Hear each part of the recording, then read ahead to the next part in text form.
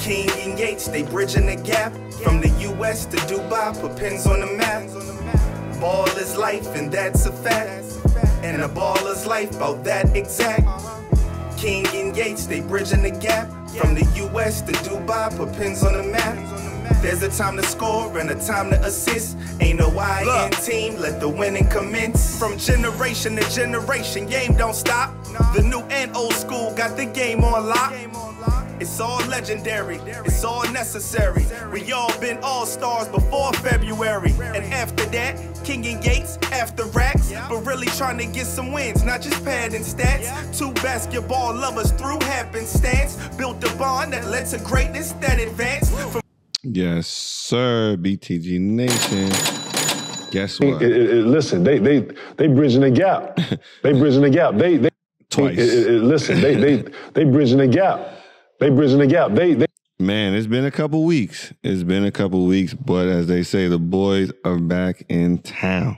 Man, as you guys know, we're live from Dubai, BTG Nation. Thank you, guys. We have gotten to 206 subscribers on YouTube. 1,072 followers on Instagram. And I think we're at about 4,000 downloads on the audio. Majority of those on Apple Podcasts and Spotify. 14 countries, no, maybe 16 countries now. Thank you. Thank you. Thank you. Because we definitely, sometimes we, this is not one of those things that we get to see physically. I definitely don't know what it means. Yeah, if you say it's good, I'm all right. Yeah, okay. So it's like the street. It's like we sold 4,000 records. Okay. Yeah, we got 4,000 downloads out the back of the trunk. Out the back of the trunk, Master P. And hand in hand, right? We don't have no Atlantic or Def Jam behind us doing it. No Lior. We do have at least the first collection. Yes, we do have the first collection. Saved this podcast because I was done. Listen. We needed a good change though. So BTG Nation, thank you guys for support. We're still going to keep going. We're going up from here. You guys have seen it with the guests. We have more surprises going. But man, we're happy to be here. Hoop Mountain Dubai, Hoop Mountain DXB, Hoop Mountain.ae. You guys know that's our bread and butter. You see, I'm here. I'm suited and booted. Dang, must be nice. Look, I got the hoodie. I got the shorts. I gave you your gear too, though. Come on, man. You gave me a 2X. You know I need a 3. I thought we was good with the 2. You know what I'm saying? I haven't worn a 2 since like 2010. See, look, I don't be knowing. But I also know you like, you know what I'm saying? You come from that Cameron area. I like y'all stuff a little bit. You're supposed to be the fashion guru. You're supposed to be able to look at me and be like, oh yeah, that's what Coach wear. You know what I'm saying? But I don't know if you Italian or if you going to New York in the 85. There you go. Because you're a global guy. There you go with the BS. We're going to get it right, though. We're going to get it right, though. So, man, we appreciate you guys again. Make sure you check in. And as OG said, First Collection Hotel in JVC, the First Collection. Man, thank you to David. Thank you to Steve. Thank you to Kareem. Thank you to Monty. And shout out to our guy, Isaac. He won't be happy if we don't give him a little love. Sure. He'll come in with the flip-flops a little upset. For you know what sure. I'm saying? But thank you. Thank you. You guys have been great. And we can't wait to share this venue with our HMD family. But, man, OG, let's check in. It's been a while. People haven't seen us. How you feeling? I'm good, man. I'm just, just late in the season, it's it starts to wear on you a little bit, and I've been pulling a little extra weight because somebody's been out, for good reason. Yeah. It's all right. Maybe tell everybody why you've been out. Yeah. You guys know we've been waiting to see when the little one was going to pop up. And alhamdulillah, our little one, Rashad Yassine Yates, is here and healthy. My wife is healthy. Wife is gangster. I was in the delivery room. And the one thing that's funny, crazy about that, King, is she has a lot of friends too that are like pregnant around the same time. And then a lot of other like people that tell their pregnancy stories. A lot of men, from what I've been hearing, don't really stay to support the wife that much. So I'm one of a few times, even her mom was surprised that I was staying with her in Abu Dhabi because we moved to Abu Dhabi for the month, and they thought I was leaving her there. and just and traveling like a couple days every now and then. Sir. And I wouldn't even let that happen. I'm like, what? And then when I was in the delivery room, a lot of people were like surprised. And I'm like, no, this is my child, my wife. And God forbid if something happens, I'm not gonna let y'all make the decision. Like me and my wife talked about everything. I said, listen, if I'm telling you now, if it's up in the air and I gotta choose between you and the baby, I'm picking you. She's like, good. That's what we need to make sure. Like all those decisions. So I'm not here, guys who just go back home until they hear whether or not she's ready. I was there the whole sleeping and like. Yeah, that's just what we do. Yeah, and it's so weird. Like it's weird to us to see it any other way, right? Yeah. But what Ho say, less is more. So there's plenty of us. Yeah. And so baby said. So Coach King held it down. He held it down for what is a weird time in our season. Yeah, because it's not just the second half. It's like a weird time because we've never had this like scheduling influx right now. Yeah, because the pregnancy. Well, let's say the birth of Rashad. We say Ramadan just ended, a league, and we're winding down the end of it. I mean, it's just a lot. And the biggest thing with the Ramadan was that Ramadan, because it's a different time each year. This year, Ramadan was at the same time as spring break. Right. And so that made it a lot different because there was 2 weeks in Ramadan where kids weren't in school already. Right. And during Ramadan here, it's reduced hours at school. And so some people don't even really go as much. And so it's like two weeks of spring break already. And then those final 2 weeks, people kind of still on break. Yeah. And then you had Eid. Yeah, it was like people took like 30-day vacations. Right. You know what I'm saying? And so for people who aren't sports people, like we're building a culture, a lot of them got out of the rhythm. Yeah. And then they just like, yo, we'll come back a little bit later. We'll come back later or September. Yeah. You know what I'm saying? So that's, man, right? That's why I'm late to work tonight. Yeah. For the podcast. I don't have my hat. Yeah. I was running, man. It's different, I don't know man. me coming out my hat, man. But we still keep it pushing. Like that's one of those things that we could never plan for that. Right. We never know. We don't have anybody that can necessarily consult with us and help us prepare for those things. We do take notes now. So when we get to the space where we can, we'll have somebody that helps us like, all right, this is coming. So let's put these events here and these events there. So we still got the Hoopstar shootout coming. Man, we dealing with Monster Truck, man. Monster Truck. Disney Princess and the Frog is coming out. Yeah, like, man, those are our competitors. Like big time. Birthday party still. And so we're looking forward to the Hoopstar shootout.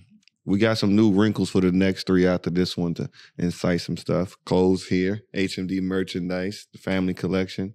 And so we're into that. But spring break, because last episode we had a guest. And shout out to Anissa because she was great. We're still doing our research and we have not forgotten. We will be at those matchless hours.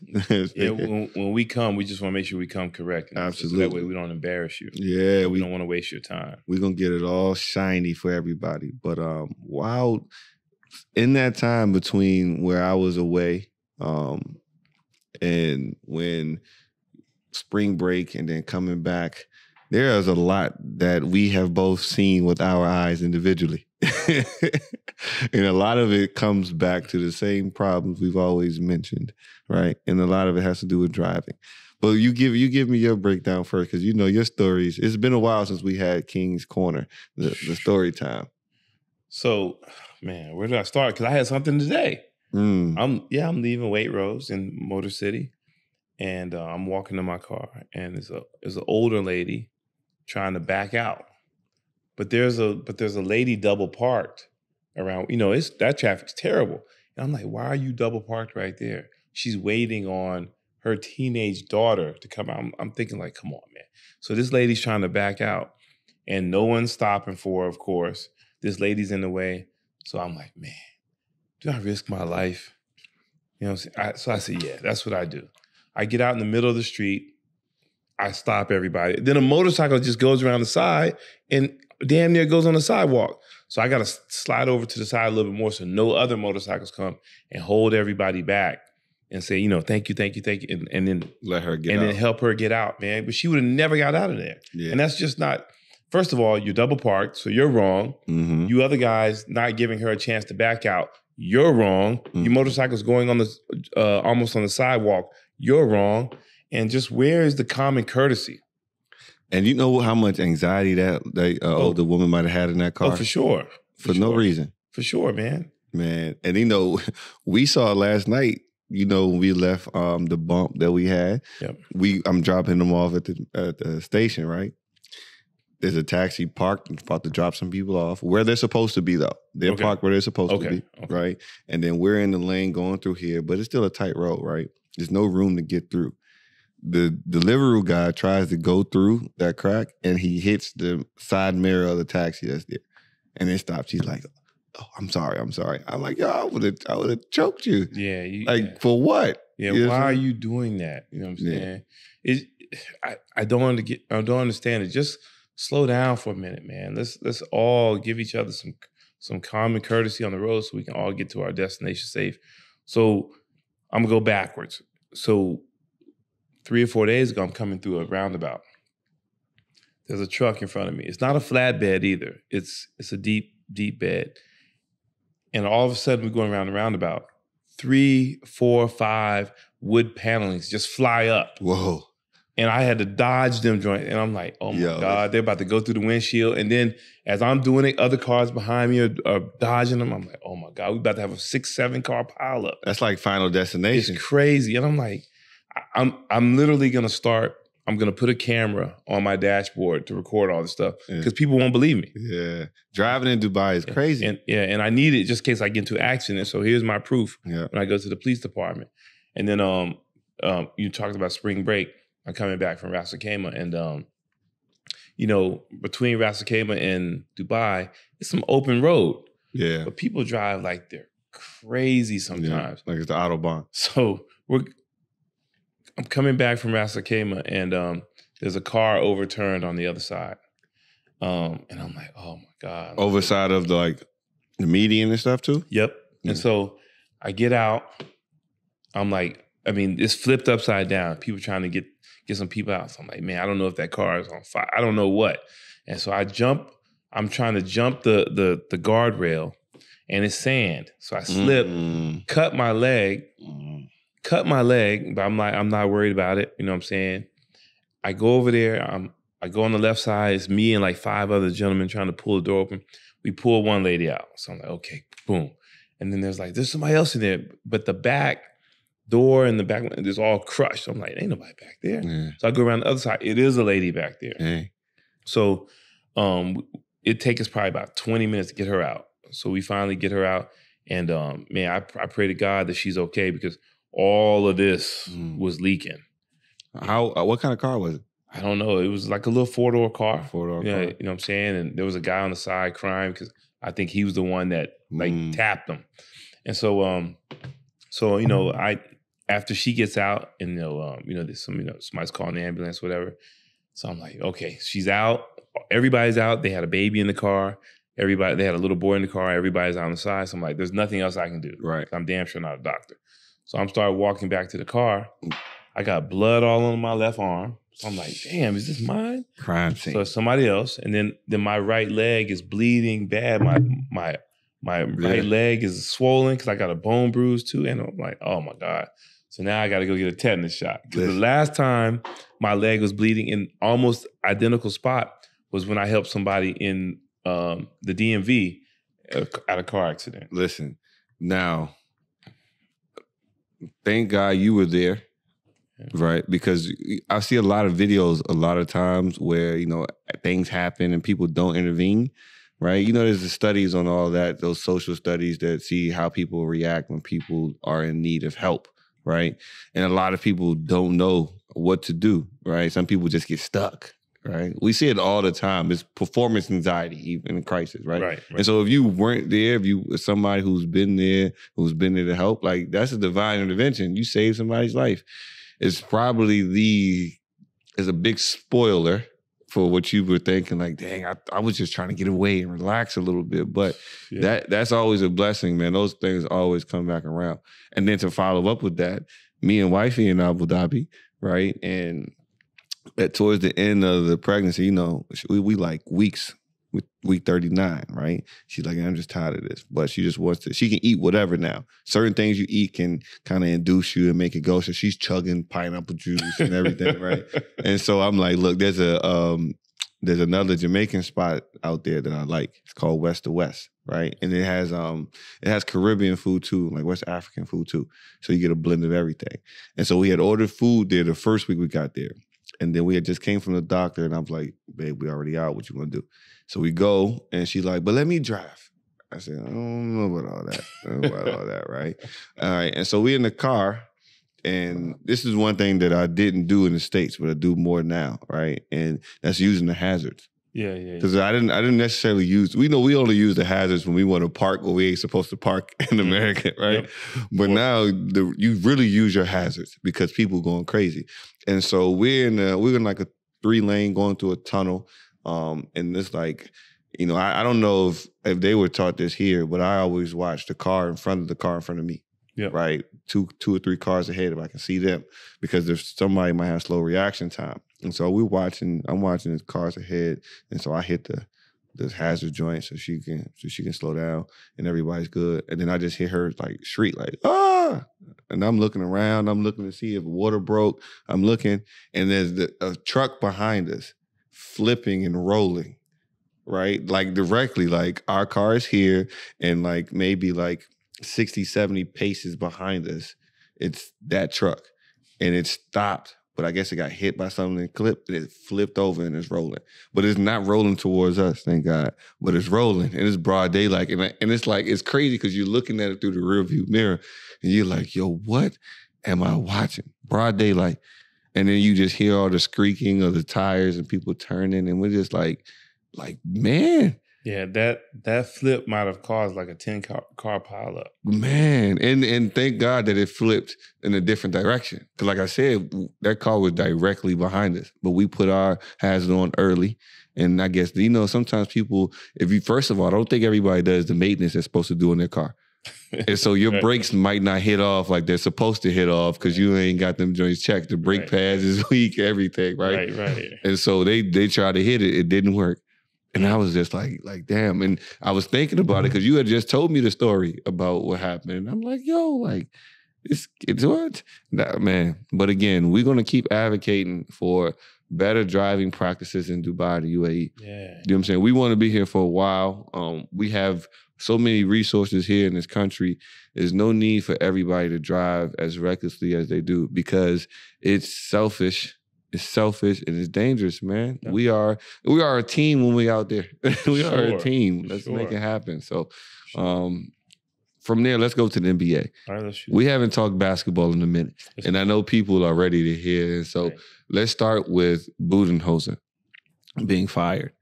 Because if you listen to our podcast, this is episode 20, season 3, episode 67 in total. We've talked about Budenholzer several times. And we said how during his Toronto series, when he couldn't score or beat the team playing zone, that it was time for him to be fired. And so now everybody, I'm hearing people saying they're surprised, people saying it's not right, people saying it's not fair, people saying he doesn't deserve this. Those are people that we know don't watch. Right, yeah. And they don't listen. Mm-hmm. No. Budenholzer started this when he was in Atlanta. He had a team in Atlanta that had won 60 games. And I want to say they got swept, but they definitely got kicked out the first round. And it was just basically they underachieved. And there was questions about him then. Okay. And that's not to say he's not a good coach because, come on, everybody makes mistakes. But he goes to Milwaukee and there's a microscope on him. Mm-hmm. He's having issues. The rumor is he's going to get fired any day now. That's because he couldn't score against the zone. Mm-hmm. Okay. He's not using Giannis in a situation that's going to help him be successful. So he was almost out the door. They get on a run. They win the championship. That buys him an extension. Okay, everybody's coming back. He's got Drew Holiday. He's got what's my man, the shooter from Texas A&M? Chris Middleton. Middleton and those guys, right? Brook Lopez is the new player. Lopez and those guys, right? So. Yes, they did deal with a lot of injuries, but in management's eyes, they underachieved. And so this is the perfect time to regroup because, you know, they didn't achieve their goal. And so, and don't feel sorry for Budenholzer. He's going to get another job and he's walking out with $16 million. Yeah. But let's talk about the fact, and we brought this up. There are coaches that won Coach of the Year that were fired the next year. Yeah, now, like 3 of them. Budenholzer was given the benefit of the doubt multiple times when he probably should have been removed beforehand. Right. All right. And he was fortunate enough that the front office got PJ Tucker, right? They got Drew Holiday. Oh. Brooke Lopez started to get better. They got Grayson Allen. You got pieces that helped you build better around them. And you had good matchups during those times. And you got Giannis. And you got Giannis. A better Giannis, right? Yep. A more developed Giannis. And who was on that staff? You got Darvin Ham on that staff. Yep. You got a couple other guys that got on that staff who helped you get over those humps and your shortcomings as a coach. But he was a guy that he was already on the hot seat. Yeah. He was able to buy some time because he has a generational talent. And the generational talent supported him. Right. And we talk about it all the time. If that's your guy, and you are the guy, you can buy him a little bit more time. Yeah, you can buy him 2 years. And that's what happened. Yep. And then it got a ring, right? And so now you look at it like, what does Milwaukee look like, though? Right. Because now I hear their owner is selling, right? And so when we talk about that, what does Milwaukee do from here? Because I think next year, Giannis is a free agent. Giannis is leaving. You think so? Yeah. There's no other reason to stay. And this is what happens. People always talk about, people get sentimental and say like, oh man, so-and-so should stay here, you know, stay with the small market team that drafted him, da-da-da. Listen, it's very rare to find a small market team that's going to invest in the team every year to be competitive. Mm-hmm. San Antonio's like the only one. Yeah. Everybody else, they have a good run, win it, and then they, you know, then from that point on, it's like, as long as we're competitive, we're all right. You can think about it. Dallas won a chip. They didn't run it back. They could have run it back at least one more year. Yeah. They, boom, let it go. Toronto. Yeah. I mean, that's just how it goes. Nick Nurse is gone. Yeah. You know? And he didn't deserve to be fired. Yeah. Yeah. They were overachievers anyway. For sure. Right? That's the one space to where people didn't realize how important it was to have Kyle Lowry and some of those other vets there, and then people that are playing roles. It's different when you got to carry the load. You know what I'm saying? It's different when you got to be the person going to show up day in and day out. See, I don't know if Siakam is that. I don't know if VanVleet is that. They're good. They're really good players, though. But carrying the load of a franchise, different responsibility when it falls on the coach's hands. And a lot of those guys are going to get traded, too. Yep. And so that's interesting. I do think that Giannis should go too. He's gonna go. You guys know here that I have been saying the Lakers can win a championship easy if AD does what he's supposed to do, right? Even in the year, you guys can go back. I'll try to find the clips. I said it even when we were struggling. If AD just makes a little bit of a change, we can still win it all. Nobody in the West or in the East scares me about anything, right? But I will say this now. If we do not win it all, and I'm not talking about Western Conference Finals, nothing. I'm talking about a chip. If we don't win a chip, I've already advocated for trading AD, right? If Giannis is something or whatever, like, you know what I'm saying? Because I think that works out in Milwaukee's favor too. But hey, Giannis, there's room in LA, you know? Because at the end of that 2 years, we don't know where Bron going to be. Because Bron going to go wherever Bronny go. Right. And he made sure he can make that personal decision when that time go. And so who are we going to leverage our future on? We're going to get a ring this year. We'll talk about that later. But future-wise... Are you confident you're going to get a ring this year? I'm feeling good. You're feeling good. Okay. But you remember I told you I'm not front running. I've been here. Everybody knows. Yeah. Everybody that knows basketball and watches the game knows that if AD is aggressive, he's a matchup nightmare. On both ends. And we made some changes. Right. But we'll talk about that soon. But, you know, I'd like to see what happens. Because, you know, Drew Holiday says he's going to get there. But I'm just saying, if Giannis is out there, throw the whole Hollywood sign at him, everything. Go get him. Go get him. We can put some people around him because it's attractive to be in LA. But just we on my Lakers, let's go right there. We haven't gotten a chance to talk since that Dylan Brooks fiasco. you know what I'm saying, go poke the bear and all these other things. The one thing is, and I'll let you take over for this, I am a Kobe guy. Yep. Right? Nobody publicly would talk like that about Kobe. Yeah, you guys seen Rajah Bell throw a couple elbows or Chris Childs throw a fist or whatever. Kobe threw those things back too, and Kobe ended up cooking Rajah Bell. But those are also different era of basketball, different area of people, period, right? You guys saw what happened to Ruben Patterson when he come on talking about he the Kobe stopper. You saw what happened and all that. But even then, he wasn't saying it. His teammates were saying it. Right? It was no, I'm going to poke the bear because he old and he ain't got it. Right? It's a little bit different. Right? You hear a lot of stories. Like Evan Turner just said something about how, because they were, Mario Chalmers made that comment about nobody fearing LeBron. Right? Mm-hmm. Mario, they asked Evan Turner about it. He said, two different killers. But what I will say is, I remember playing on a team and some of our guys were like, look, don't look at Kobe in the eye. Don't say too much. Don't do too much extra because he's going to look for any type of motivation or advantage or anything to destroy you. Don't give him that. Yeah. Don't give him because if he smell it, it's a wrap, right? Yeah. And that's what they were saying. It's a different type of talk, right? And so with Dylan Brooks, he said he pokes the bear. I was so happy when he did that. I was so happy because I just needed LeBron to get up. Hey, so you talk about Kobe now. Kobe taking any little thing for motivation. You know where he gets that from. I was gonna that's why I said I was gonna let you. MJ is the god of all this stuff. Like just taking, you chewing your gum wrong. Mm-hmm. That makes me mad. I don't feel comfortable. And so guys like Kobe and MJ take things like that personally. Yeah. And LeBron ain't that type of dude. LeBron is more of a, how can I say it? Like I'm just gonna play. Yeah. Team concept. But when you piss him off, yeah, he can bring it. You know what I'm saying? Like when Detroit, he scored 25 in a row. Yeah. That's what we wait on so much. But Dylan Brooks to do that in the playoffs, and you can't back it up in any capacity. Yeah. In a contract year. Mm-hmm. You screwed your career. Yeah. You're gonna go somewhere, but winning basketball is done for. Yeah, it ain't gonna be the same. And just to see him say that, and then they basically like, that as we always say, that anus just is a little bit different. Yeah, it got tight. Yeah, and you see Brian walk up to him before the game? No, you ain't see him. Brian walked up to him. Yo, give my phone. Brian walked up to him, right, and pregame doing the joint. I'll let you see. Brian walked up to him. I thought I sent that to you. Yeah. I hate that I couldn't stay up late and watch all those games. Yeah. And so the one thing is, Brooks.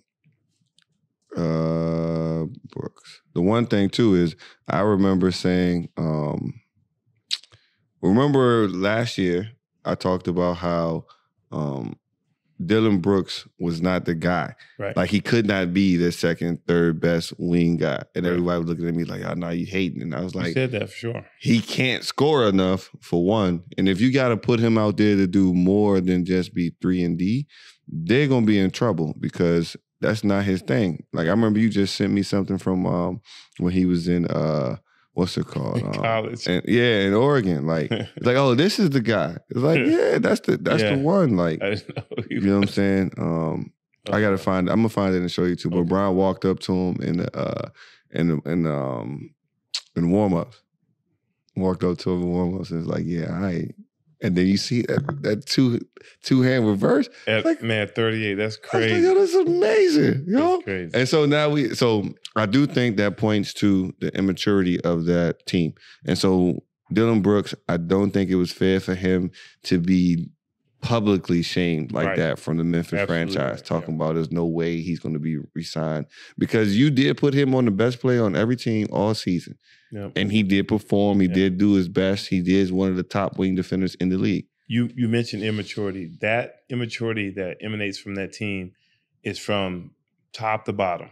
Mm-hmm. Management allows that stuff to happen and encouraged that stuff when they were winning. Mm-hmm. And so you guys created that monster. Now you have to deal with it. And you're using him as a scapegoat. And that's not cool. Yeah. Because the media is already killing him enough from what he said. But anything else, you guys could have kept that in-house. And that shows how unprofessional you are. And you guys don't realize that's going to hurt you in terms of getting key vets. Because listen, you talking about why did Andre Iguodala leave?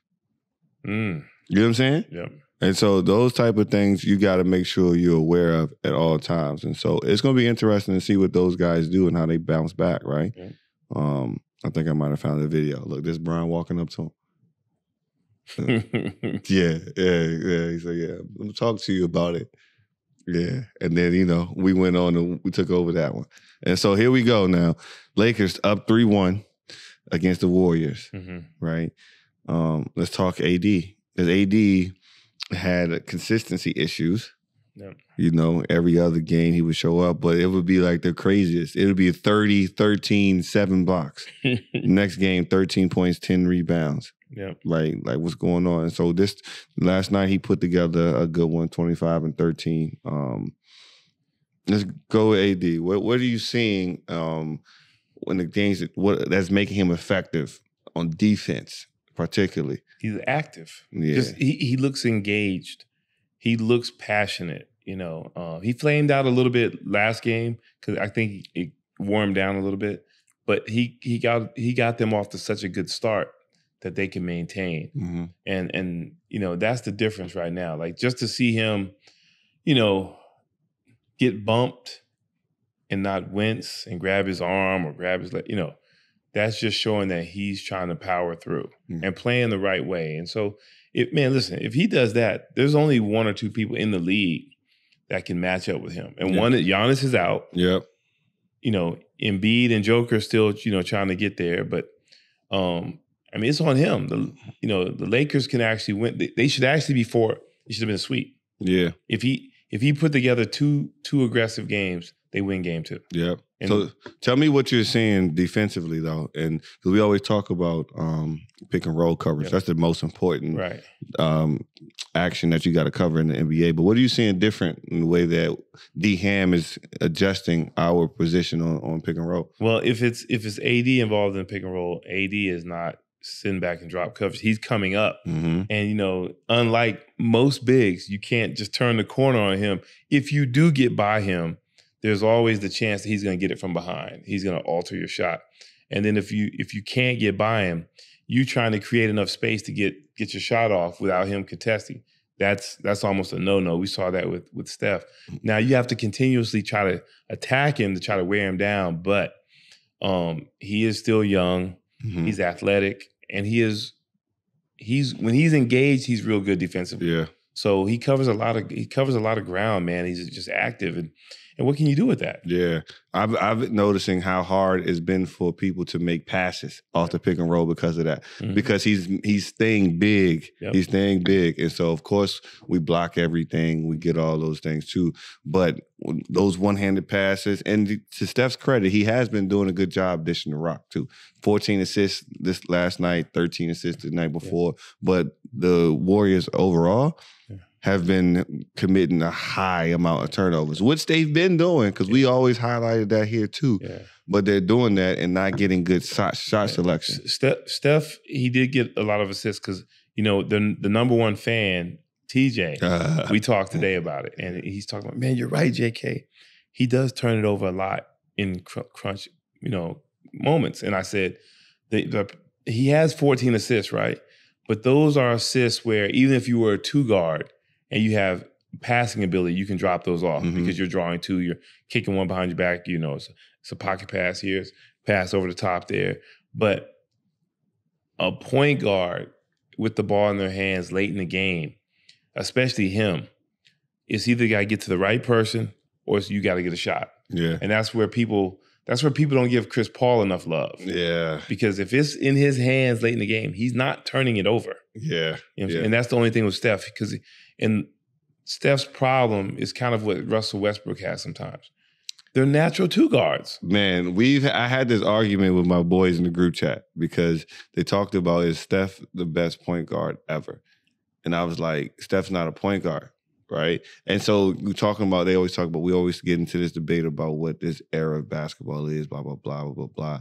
And I'm like, look, point guard from this era that I've seen of Rajon Rondo, Yep. CP3, and then I can't even name too many others. But when I look at Harden is more of a point guard.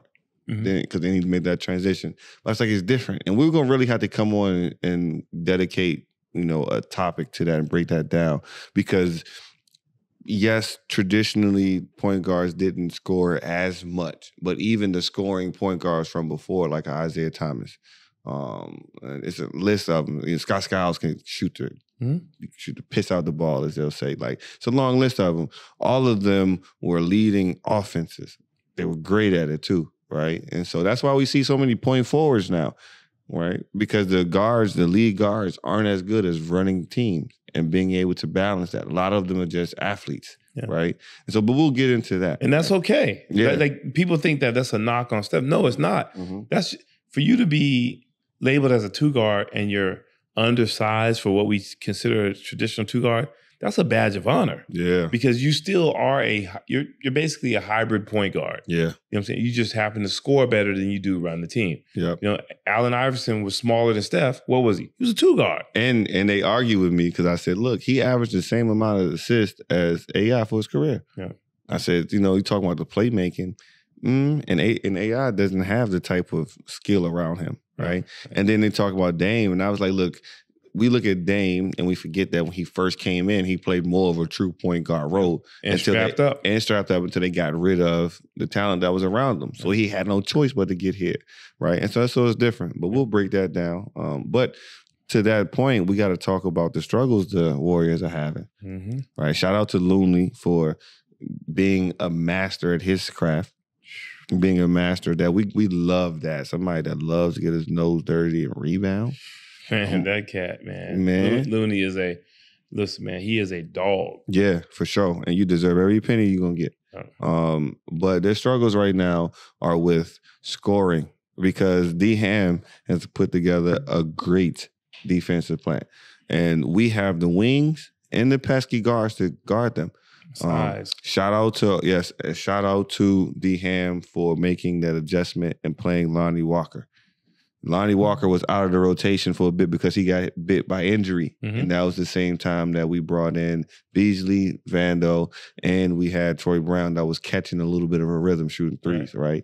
But Lonnie Walker was a starter. He had moments where he was scoring 20 multiple times. And so these last 2 games, he got in. The first game, he had 12. Last night, he had 15 in the fourth, right? But you know how he ended up getting into the rotation, King? The game that we got blown out, he was inserted in, and he had like 12 points and caught a rhythm in that blowout part. D-Ham saw that. He said, all right, he's ready. And because he was professional and woke up at that time, now he's locked in. Because he's doing a great job chasing those screens. Yeah, because he could have easily come in that blowout and just been like, man, pouting like, man, I should be playing. But no, he came in as a professional. I get paid to play. This is my opportunity for you young guys out there. This is my opportunity to get more time. And look what happened. Starred in his role. Yeah. And they're doing a great job of chasing them off those screens and making sure somebody is always there. Between Reeves, Schroeder, when Troy Brown does come on, Vando at 6'9", and then we're making those adjustments. That's what I love about the playoffs, the chess match. Right? And so now you're making the adjustment to where Vando is not on Steph because they were trying to get him in the pick and roll and get him out. And we putting Austin Reeves on him. And so when they switch, Vando switches off onto him and Austin Reeves switches on to Clay or whoever else. But it's somebody that can defend over the top a little bit better.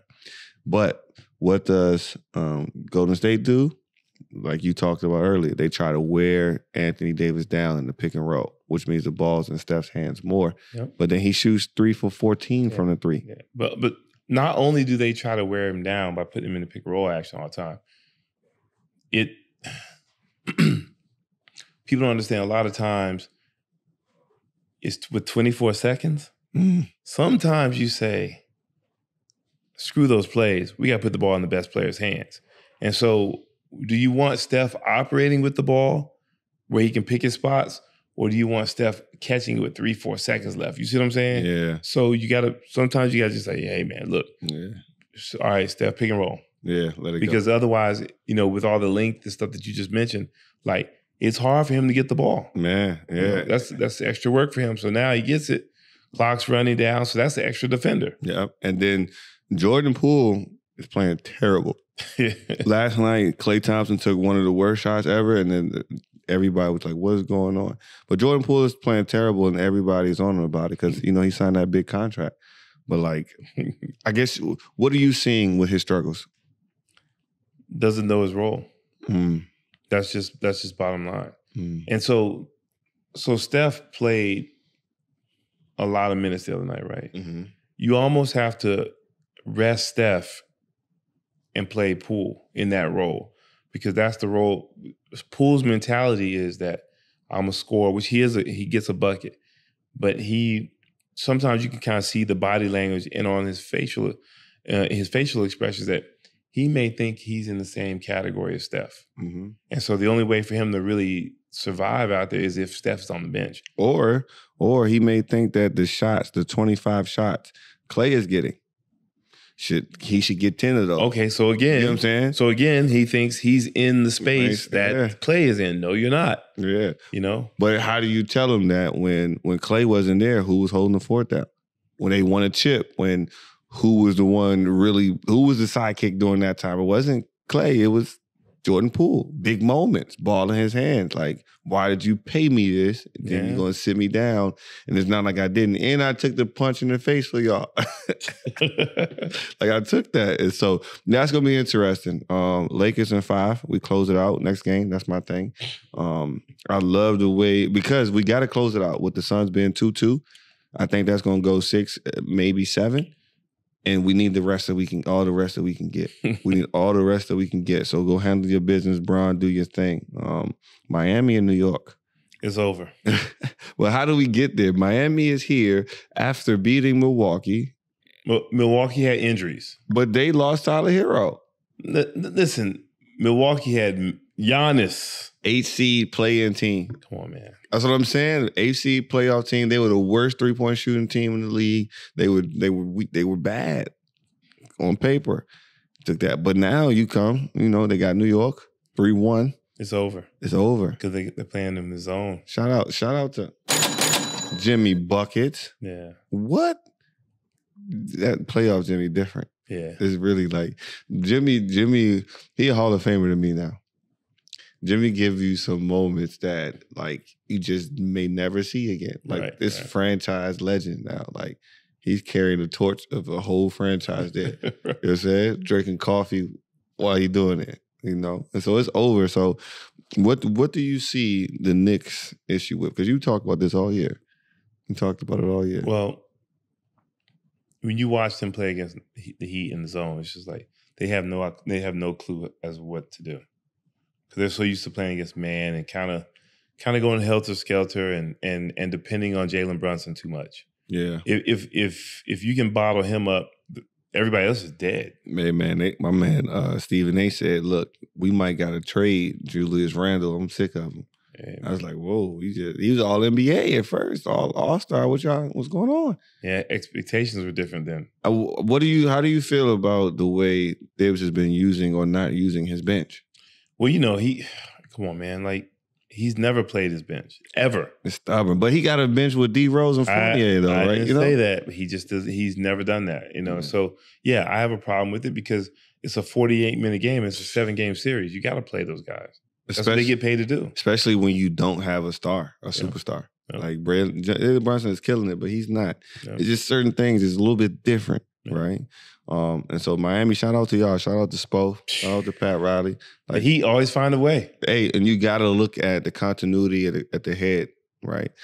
You got Spo, who is he top class, top tier, right? We know that what they try to give Steve Kerr, we got to give Spo because it's been like 15 years. Continued success with those monstars and without. Yep. Right? And so shout out to those guys. But let's get to my favorite right now. The guy that I'm liking to watch the most right now, Devin Booker. The Denver went up 2-0. I thought it was over. And they went up 2-0 and he still was giving them 40s He still was giving them 40s, and he's shooting like 60%, like number one in all the offensive categories right now, right? And then they go to, and KD struggled, shooting 25% from the three ball, but they go home, protect home court, and they win. And he's still going crazy, right? Key difference, start campaign, because CP is hurt. Yep. Landale is playing great, and at times he's taking the crunch time minutes from DeAndre Ayton. TJ Warren, Terrence Ross get into the lineup. They were being played at first. And everybody in the world was like, yo, you got buckets on the bench. You got guys afraid to shoot. Like, why are you not playing him? But Monty Williams made that adjustment that Thibs didn't make. And now we're here. What do you see? What are some of your takeaways from this? I'm just because I didn't get a chance to watch the last two games because I thought it was over. Yeah. I'm shocked if, without them having a pure floor leader in Chris Paul to be, 2-2 and KD's not shooting well. It's scary for Denver because KD will not shoot that poorly for long. Not for long. And then, what's also frustrating, what's got to be frustrating for Denver's coach is that Joker's doing everything. He had 51. and it was a serious 51. It looked like he was about to be the best big man of all time. Because he got 51, 11, and 11. Or maybe 17 assists or something crazy. That's what I'm saying, man. Like, he's doing all that and you still lost. Man. And KD caught his rhythm last game. But signature, KD is coming. While still, because you know what they did? They have a clip where D-Book is up top because he's cooking, and they send a double team to him. This is the Nuggets bench. They send a double team to him. He kicked the KD wide open. And as he passes it, he looked to the Denver bench and said, you going to double me and leave KD? And KD hits the three. Right? And he's like, you stupid? You left KD? To double me. And he said, listen, ball leave his hands. He looked and said, you going to leave me? Man. KD knocked it down, of course. And D-Book just say, look, you just keep shooting, Slim. Concentrate, keep shooting. If they gonna do that, we gonna be A-OK. Y'all know this man's resume. What? And then he goes 13 for 19 in the game 4. This man. Right. Like they combined for 75 points. Yeah. But DeAndre Ayton. You know what? I sent a text to Coach Rowland. What did he text back? Yeah, he said, yeah, big fella struggling a little bit. He said, I met him. I got a chance to talk to him. I like him. I said, it's personal. Okay, so I'll stop joning now because now I know it's just personal. You know what I'm saying? You like the young buck. That's fine. That's cool. But Joker is good. God, Joker has him in a car seat right now. Man, Joker, Jeff Green, Aaron Gordon, whoever sees him, his eyes just light up. Like this is what I be saying. Everybody always gets excited about those international players, right? The French guy over in Minnesota. You're starting to see Luka's limitations to an extent. DeAndre Ayton is an island guy. Like it's a little bit different moxie with them. Joker is different. Joker is coming from a different space, but it's just some things that's just missing. You don't know what it is. It's just certain things just missing. You know what I'm saying? He didn't spend how many years was Tim Duncan at Wake Forest? I think he went 4. I think he went 4. Yeah. That's enough time to get that, that whatever together. But he spent enough time here. But he went to San Antonio. Yeah. So it's a little with David Robinson. It's a little different element there. Ayton going to Phoenix at that particular time, he's got to kind of learn on his own, like Kwame Brown going to Washington. You got to learn on your own. You see that, DeAndre Ayton? You're getting close to the Kwame. You're getting close to Kwame. You're getting close, man. Like, because your 18 and 10 be empty stats. Yeah. And that's the crazy thing too, right? So let's go. I'm pulling for KD. It's tough because I want KD to win a chip. But I want CP and D-Book to win one, but if they meet the Lakers, they can. Oh, DeAndre Ayton is going to be food. We're going to be food, boy. Rotisserie. We're going to be food over there. Oh, my goodness. Last one, Boston and Philly. It's a weird series. It is really strange. It is Shout out to the James Harden going to Vegas on a day off. I said, yo, you got to be crazy. But listen, man, people showing these videos of like Ja Morant right now in the club a little bit or whatever, and somebody said, Slim, if they had cameras during Jordan era and you saw how much that dude was gambling, y'all with the casino smoked out with cigars, like he in that flu game, one of the flu game, he was hungover. Hungover, boy. And came out in the playoffs, right? Like, come on, man. But it's just those guys back, they perform. Yeah. And when something and things didn't go their way, they just owned up to it. You know, post-game interview, hey, yeah, I got to come back. Yeah, and Harden put up 40. Yeah, came back. He's been doing his thing. Yeah, he came back after those 2 tough ones, right? Yeah. And so, those timeouts, right? Uncle Ro, we talked about some coaching tips. Mm-hmm. Don't take them timeouts home with you. Yeah. Budenholzer took them with him. He's at home right now. Mm-hmm. And Marzullo, I probably said that name wrong. Marzullo? Yeah. Marzullo, yeah. He kept on. He held on to some timeouts. He had some questionable play calls the last couple nights. So, and then Jaylen Brown. I've been saying it all year. I think his time is up. I think it's time for him to have his T-Mac era. And when I say T-Mac era, that means leave Toronto, go to Orlando, Houston, and be a star. And I think it's time for him to spread his wings because I know Jason Tatum is the go-to guy there, but I would rather put my money on Jaylen Brown. That's just me. Not because I don't like the Duke guy, I don't like Duke still, but because I just got more, a little more dog in him. Yeah, and he just gonna give me more on both sides, and he's better shot selection wise. When I look at Jason Tatum a lot of times, sometimes I feel like it's cone drills, and I don't see if it's the same thing. See, that's what happens if you make a choice in school based on just practical stuff. He went to California because he wanted to be close to Silicon Valley and he wanted to learn about those things around there. Great business-wise, but you don't get the same press if you don't come out of Duke, Kentucky, Kansas, or ACC school, anything like that. And so now that puts you into a box in the space. Yeah. That's why we're here. Yeah. There's a guy that played with me in the IBA named Carl Boyd from Cal. Dog. Monster. Yeah. Monster. Should have been in the league. Yes. Monster. Little undersized for the 2, but a monster from Cal. They just don't get the same love. It's hard. You ain't J Kidd. And J Kidd just has so much coming out of high school. Yeah, he's one of the most hype high school players ever. Yeah, and so that's dumb. So who you got winning that series? How many games you got it going? I got it going 7. 7. I do, just because you don't know who's going to show up, each night. Yeah. Is it going to be Tatum and Brown coming at you left side, right side, the 2 Dobermans? You know what I'm saying? Or is it going to be Embiid just housing the paint down there? Or is Embiid going to come in and take it easy on Horford for one night? You just don't know. I think Embiid, old Horford, everybody talking about he got strapped in the clutch. So I think Embiid going to come back with some I told you stuff. He was, a little bit, he was deferring a little too much. Yeah. Because I think that injury. Yeah. Yeah. And so, all right, you said Boston? Yeah, I'm going to go Boston. You going to go Boston? Yeah. I don't think Boston does it. I think this is going to be the series that breaks up the crew.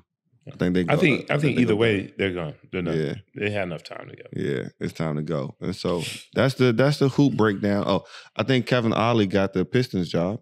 Oh, okay. I think that's going to be interesting to watch. We know Udoka is down in Houston. Mm-hmm. There's going to be some interesting things to watch. Off season is going to be crazy, of course. But let's get into some college stuff. Okay. Bronny James goes to USC. Cha-ching, cha-ching. Man, shit ain't got serious. Man, he goes to USC and he joins, what's the star's name? It's Isaiah Collier and Juju Watkins. Okay, Isaiah Collier, I believe he may be like number 1 or 2 in the rankings. Juju Watkins is the number 1 girl in the country. She's also from Sierra Canyon as well. She's looking to carry that Lisa Leslie Cheryl Miller Trojan legacy. If you guys don't know, go look it up. That's his real deal. And then that's the old King's Court. Oh man, yeah, it is. We do got some of that on the IG, and so now they have some of the top players coming in. They got a big time transfer, and they're coming off 3 straight 20 win seasons, and now they're a Final Four level program. And then here in LA, they talking about my man's. They said that his NIL evaluation is $5.1 million. Come on, man. Let's talk about what that means right there for basketball. I can't even it's 5.1. That's not including the stuff he's already got.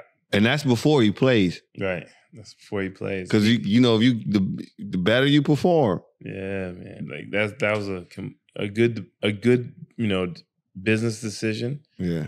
He's still close to home. Yeah. Dad can still see him play most nights. He's playing with people he's familiar with, and he's just in a comfortable setting. And being at USC, even though it's a lot of hype because it's not as much pressure as going to Duke or Carolina or Kansas, Kentucky. So, I just think, let's just say this. Bron has been very calculated with him so far. So I think he's got to be in a safe space. Yeah. Andy Infield is the guy who led Florida Gulf Coast to their Dunk City's Energy, and one of my teammates played for him. Okay. He went to St. John's. Okay. And Julian DeBose, he went to St. John's, and then he's at IMG right now with the guy. And so I played with him with Blue Devils in Takeover. But they saying shout out to Nick Young, shout out to OJ Mayo. OJ Mayo was one of the first who had us all excited about USC basketball, right? Because OJ was out there getting crazy. You're wrong. For me. I was going to say. You guys had Harold Miner, right? Yeah, and then before Harold Miner, you got to remember, the late, great Hank Gathers started at USC. He's at USC. Bo Kimball started. Yeah, then they went to Loyola Marymount. Oh, but I say I didn't know. Yeah. But for us, it was OJ. Yeah. Because you know what OJ did coming out of high school with all that. OJ had a lot of hype. Because that's, he's about a little younger than me. Mm-hmm. So he had a lot of hype coming out. But Harold Miner. Yeah, that's different. Yeah. But your name, Baby Jordan, in college. You know what they saying? They saying Bronny going to bring the most hype to the USC since Quincy McCall from loving basketball. Oh my God! They said so most people don't know any other player but Quincy McCall from USC. Yeah. They said somebody call Spike Lee right now and get him on the thing. So I'm excited to see this, man. Sure. You know this. You know what this does for me, and you're gonna love this as a college football guy. I miss that Pete Carroll USC era. I do too, man. Reggie Bush, Matt Leinart. It was Carson. It was what?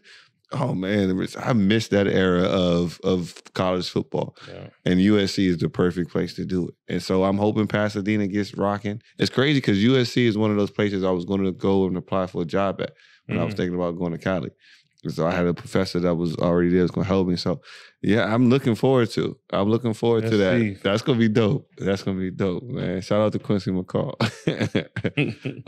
And then let's stick there. Let's stay with that NIL energy and some of these transfers. So LSU women, they just won big. Flo J and Angel Reese have been on everybody's TV. They've been everywhere. They've been killing it. Flo J, you really got bars. You really can do that. Yeah, for sure. She really can. And she hasn't cursed in that one thing that I've seen. Yeah. Like, she can really go. But they just picked up the two top transfer portal recruits. After the last year, Angel Reese, of course, was the number one. They picked her up. Now they picked up the two top king. They picked up Haley Van Leith, right?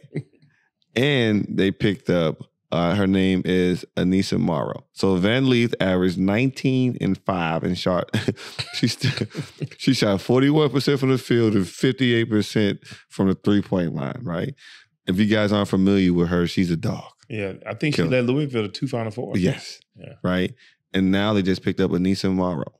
from DePaul, right? Standout from DePaul. And let me see if they got her numbers here for you.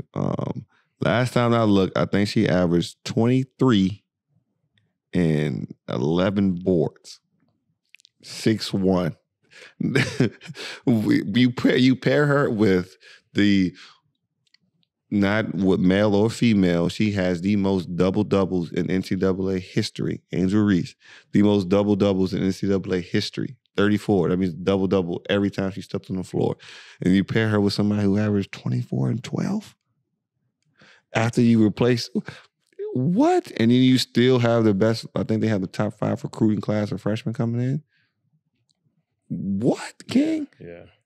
Now, the question that this bears is, what does this do for NIL and super teams for women? Because now they start to look at it like, if we're all in one place together, then we all can eat. Because I think right now, because she just signed with Sports Illustrated, Angel Reese is like $1.5 million on her NIL valuation. And then Flo J she's up there too with like 800,000, and Van Leaf as well is up there. So you got 4 or 5 girls who are top level NIL players and evaluation, and then you add somebody like Mara, who's a baller too, who may not have the same type of thing, but you come into the circle. She's about to get it. About to get it? She's about to get it. And they talk about the super teams that can be formed now in women's college basketball. Well, that's BS, because there's always been super teams in women's college basketball because there wasn't enough talent to go around. Yeah. UConn's been that way for years. True. Tennessee's been that way for years. True. So that's... But it's gonna look different because of NIL, right? Because the way that they come together is going to be more strategic in how we can like benefit each other, come together, and like where I can go to get those things out. It's been the same, man. You know, the top player from Maryland, top player from Minnesota know each other from AAU circuit. Let's go team up together in Connecticut so we can win a championship. It's been the same way. The only difference is there's just some dollar signs behind it. King, 1.5 million, 800,000, you getting 500 racks. Why are you going to the WNBA? Right. So now we've been waiting for a change in WNBA basketball, right? You heard Brittany Griner say that she's never going to encourage anybody to go play overseas, right? Yeah, I bet you traumatized for sure, and I understand it, right? I understand it. Man. Valid. But what's the WNBA going to do? These young ladies do not want y'all to change the rule for them to go back to go to the WNBA early anymore. No, I'll stay 3 years like you asked me to. Because by the time I'm finished with that 3 years, I'll probably have more money than your top paid player in the WNBA. For sure. You know what I'm saying? And more brand deals and everything else. And then when it's said and done, you still want to hoop because you can hoop, right?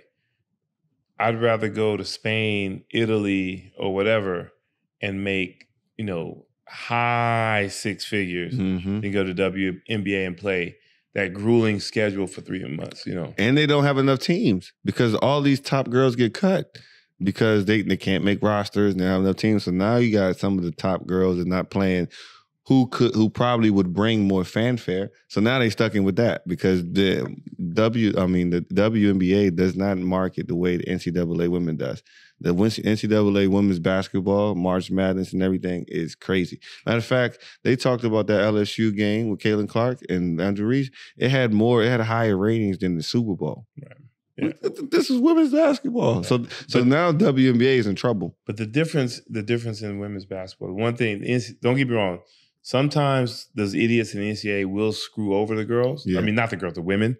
But the one thing they do is they do make it a little more regional for their tournaments. And that allows more people to follow them that really, are fans of the game. And, WNBA, you got some teams, like, let's be real.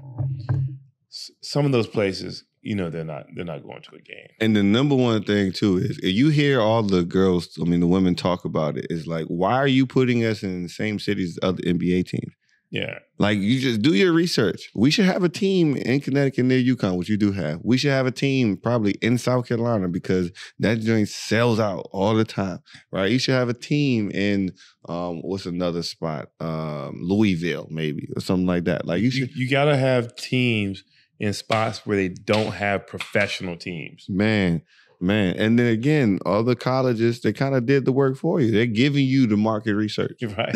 They let you know where they pick regionals to be at for the NCAA tournament. You should have 3 or 4 teams at 50-mile radius or whatever else that is. But, it's going to be interesting to watch because these young ladies can go there and get that bag. Go get that bag. And so our next topic here is homegrown, somebody we know from the crib. Hunter Dickinson. Man, I remember that cat was like this when he couldn't see. He had them glasses, the weird glasses on, sitting on the bench. And so, man, shout out to you, Hunter. I know he ain't listening to this. Ben or Grant might be. Ben and Grant might be. But shout out to him for his decision to transfer to Kansas. Yeah. Let me get. Man, shit, they got serious. Good luck to you, man. I see you with your little content creation. Kansas, interesting. Yeah, it's fitting. He's a major piece fitting into a big puzzle. Yeah, and they should make some noise. And it's a good move financially. And probably career wise. Yeah, I hope so because I know I've been watching and listening to different insiders and recruits and scouts. Because he had a window where he could have been lottery pick. Yeah. Right. Sure. And which is why I think this NIL move was important for him because he's going to try to recoup a lot of money he missed out on. But now I think there's a lot of pressure on him.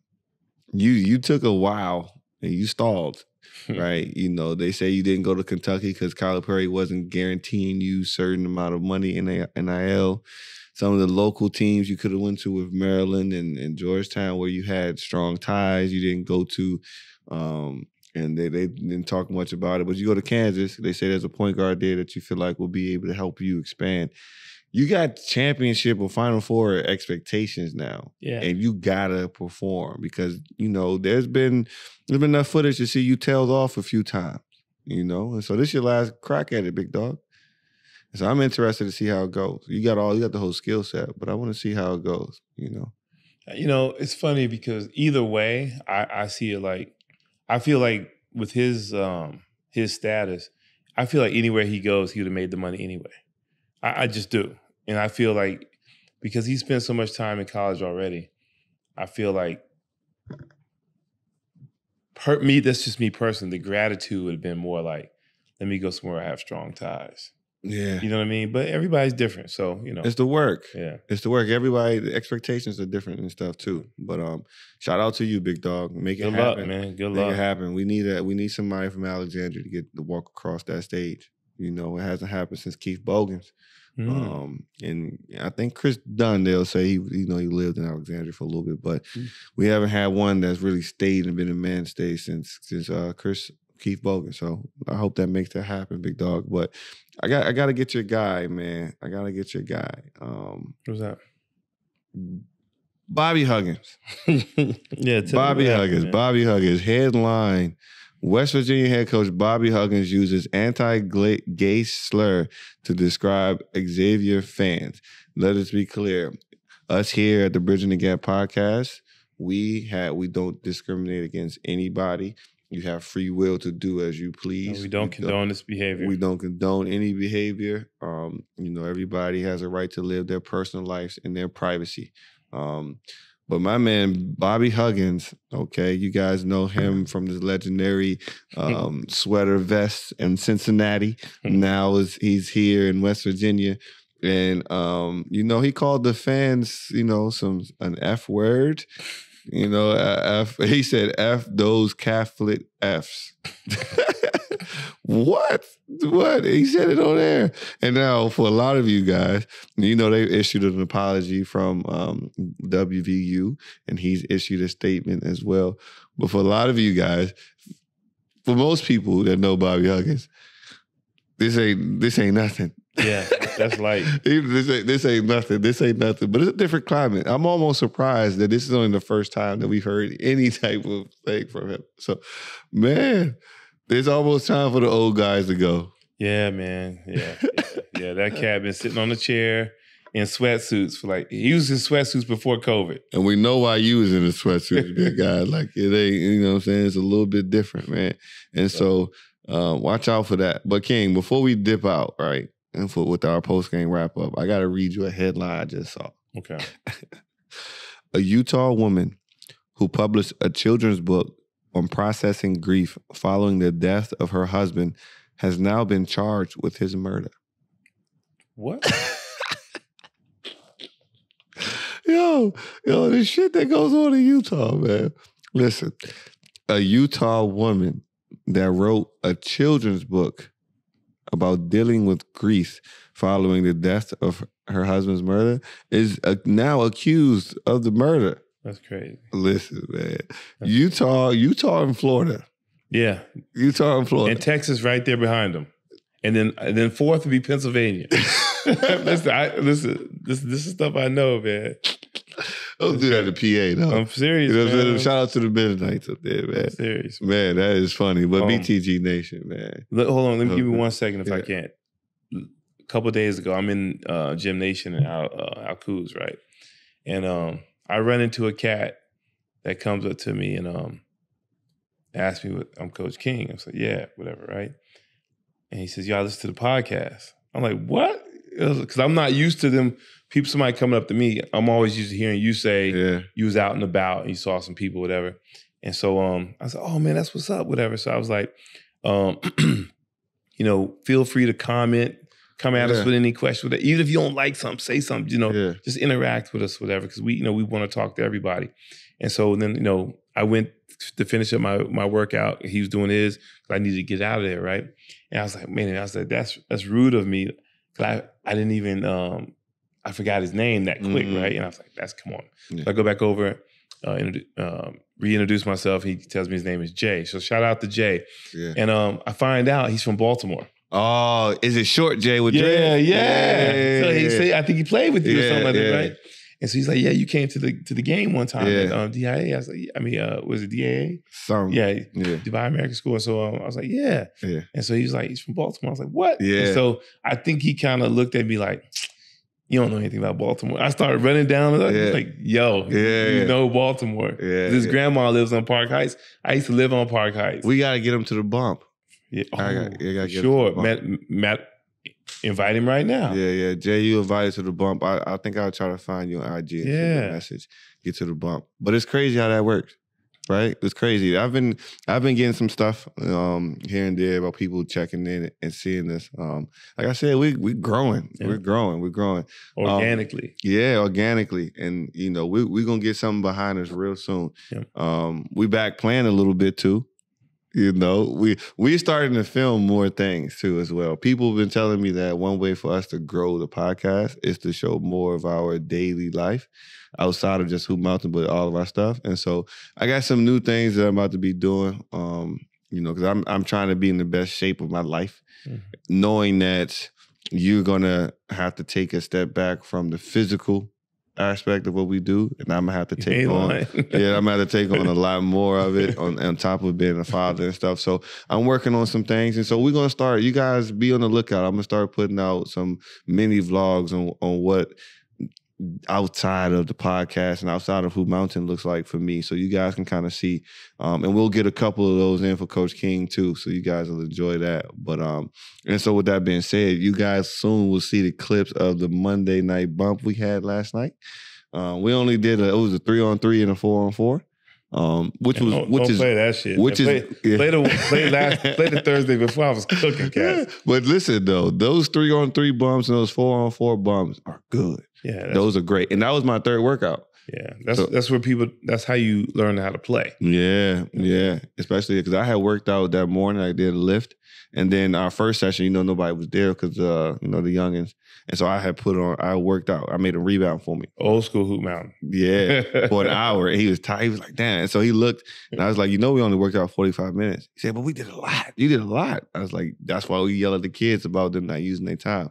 And so that was one of them flashback times for me because I was telling them, "Look, I lifted, I shot, and then I played after working." that was like summer routine type stuff. And Yeah. so we're going to do a little bit more of that. Thursday's bump is coming, and we're going 2 times a week. So let's get with the post-game wrap-up. OG, what you got with us? I'm taking this one from the late, great Kobe Bryant. This was something I saw the other day. I'd seen it before, but it basically came to my mind, after hearing some sad news yesterday. A good friend of mine from college passed away. He's about my age, had a heart attack, just sudden. And, so me and a group of friends, group chat, were a little sad talking about that. And so it was something Kobe said, the biggest mistake people can make is thinking you have enough time, and not making the most of the time that you currently have, and thinking that I'll do it tomorrow, or I'll see so-and-so next week. I'll call mom next month, and so me and my friends were just talking about it. We're saying, like, we got to make sure, especially at our age, where we see each other at least once a year. And, this is something I have been trying to do I got like 4 or 5 different groups of friends, man, that, we all clean together. I've been trying to do this for quite some time. And, something always comes up, but we use that as an excuse because we do whatever we want to do when we want to do it. So, me personally, I'm a big culprit of that, making excuses. And so, just for anybody out there, man, just make sure you get a chance to be around those that you really care about in some form or fashion as much as possible, because you just never know when something may happen that may change, the course of your friendship forever. Yeah, that's real. And you've been telling me that forever, and I see you do that all the time too. Some people that I think I tell Jamila this all the time, and she started to see it more and more. And then after seeing Uncle Roland, I was like, those are big, tough guys, but man, they got the softest hearts ever. Like, they do so much for other people, and they're always considerate of other people, right? Even just in the phone today, you sent me the picture of our little guy who was sick. Yeah. And we really look at those things and really be like, man, what can we do to help, right? That's our God. Yeah, and just knowing that everybody is human and that we need those interactions with stuff. So now I'm going to do 2 because I got one from Bread Eater. I'm gonna give you the credit for this. I'm not even gonna take the credit for it, right? Let me find it. We were in the car, and just like you used to always do to me, is always a time to where we reflect and talking about things. And while he stays with us, he starts to realize things about other people. Right. And so one of the things he was saying was like, man, I hate when people start victimizing themselves. They start using situations that become excuses to why they can't do something, right? Somebody may find out that, hey, I have a learning disorder, so I'm not supposed to be good at this, right? So J.R. Smith got dyslexia, trouble reading.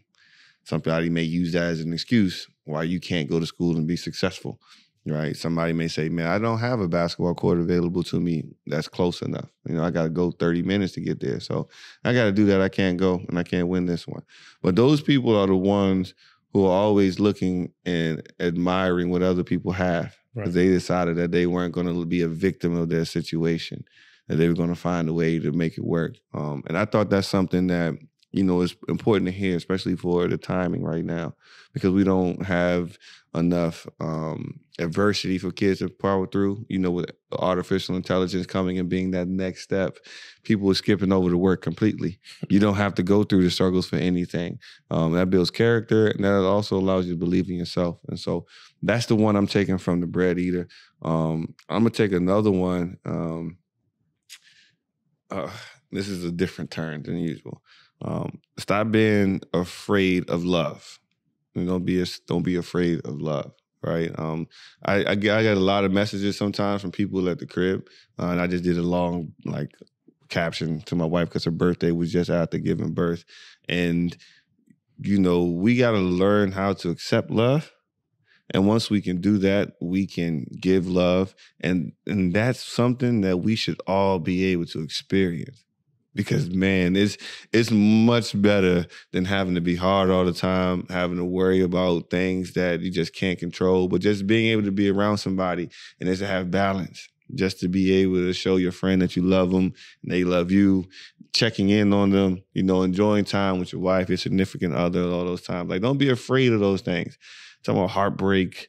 You know, if you lose at a buzzer beater, you felt heartbreak before. Oh, for sure. For sure. But you learn how to bounce back from that. And so you still love the game from there. Yep. So you can still apply those things to people, you know? Yep. And so don't be afraid of love. That stuff is important. So BTG Nation, that's a wrap for us today. Episode 20. Thank you guys. Thank you guys again. Hoop Mountain Dubai, hoopmountain.ae. You guys know what's up. Keep on track. We're going crazy with the vlogs the next couple weeks. We'll have a vlog every week, dropping this Saturday, one right here. You guys know what it is. Keep it real, keep it simple, and keep going. Player and coach, the brother to brother. They both got views that you need to discover. From sports, current events to just life talk. Whether you on a fast break or a nice walk, gotta tune in. You already know, G. This BTG Nation and you one of the homies. Just tune in. You already know, G. BTG Nation, the other ones in the nosebleeds.